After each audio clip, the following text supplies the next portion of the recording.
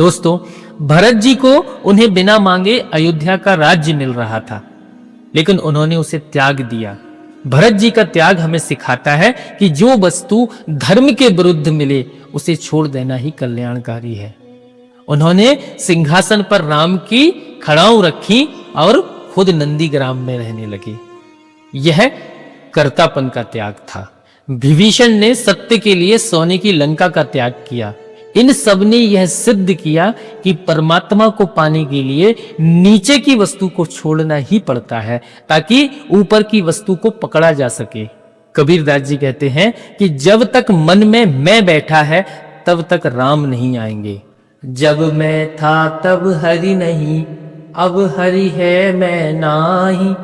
प्रेम गली अति साकरी, तामें दो न समाई। यहां मैं का त्याग ही सबसे बड़ा त्याग है। त्याग का अर्थ घर छोड़ना नहीं, बल्कि मन से अभिमान छोड़ना है। त्याग हमें शक्तिशाली बनाता है। संसार का नियम है कि हम जितना पकड़ेंगे उतना ही कम होता जाएगा, और जितना बांटेंगे उतना ही बढ़ता जाएगा। दोस्तों, हम दुखी क्यों हैं? क्योंकि हम छोड़ना नहीं जानते।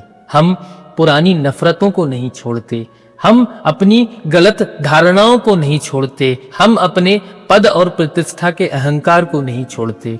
याद रखिए, हाथ की मुट्ठी तभी कुछ नया पकड़ पाएगी जब वह पुरानी चीज को छोड़ देगी। त्याग आपको हल्का करता है। भगवान कृष्ण ने गीता में यही कहा है कि त्याग के तुरंत बाद शांति प्राप्त होती है। दोस्तों, अब प्रश्न आता है कि हम त्यागी कैसे बने?